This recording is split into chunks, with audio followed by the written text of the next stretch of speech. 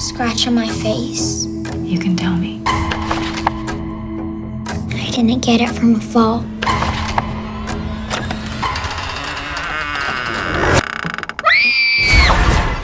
They Live in the Gray, a new movie dropped onto Shudder by the Vang brothers. Their previous film was 2016's Bedeviled, which was sufficiently creepy and followed a monstrous demon in an app. But this film is very, very different. They Live in the Gray follows a psychic social worker assigned to a child abuse case, but quickly discovers the family is being harassed by supernatural force intent on ripping their child away, and must face her own trauma and grief to defeat the entity. While a somewhat basic premise, it is a surprisingly deep and thoughtful examination on trauma and loss and familial struggles. Man, I keep running into movies like these. It's also a bit of an art house film with a ton of interesting shots, like a long unmoving scene shot from underneath a chair across the room, and other shots at extreme angles. It's actually really nicely composed. I quite like the variety, and while definitely having some Sixth Sense and Ghost Whisperer type vibes, especially with a select few ghost appearances, I think this film has enough of its own identity to stand out, thanks in no small part to the lead, Michelle Krusiek, who had to run quite the emotional gamut, and run it she does, scared, angry, grieving, and even completely uncomfortable when asked honest yet personal questions. She does a phenomenal job. The emotional range she has to go through, and she just nails it. Now, the film isn't perfect. It does have some issues. Sometimes the pacing can drag a little bit here, or other times characters just seem a little weird, and it has an artistic, non-linear way of telling the story, which can put some people off. But in a weird way, I kind of appreciate the effort put into it and how into it everyone seems to be, even if it does wrap up a little too neatly after an admittedly somewhat predictable twist. I think it dives a bit too heavily into Ghost Whisperer territory, but a lot of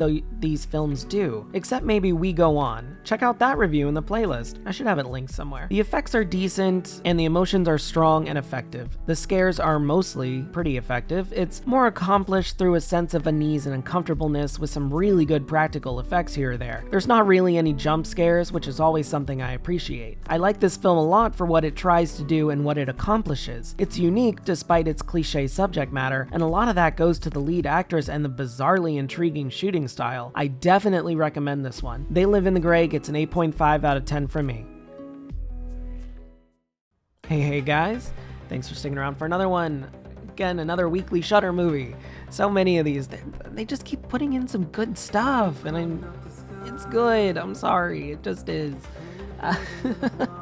Anyway, that's it for today. Remember to like, comment, subscribe, ring that bell so you don't miss a video. Comment below what you think I should check out, what I should watch next. I don't know. There's plenty of other interesting films. So many.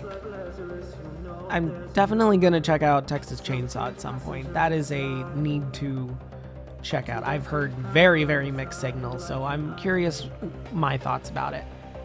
Anyway, that's it. Follow my Twitter if you want to get updates on everything. And other than that, have a great day. And if you're not, have a better one. See ya. The fading memory of a shipwreck in the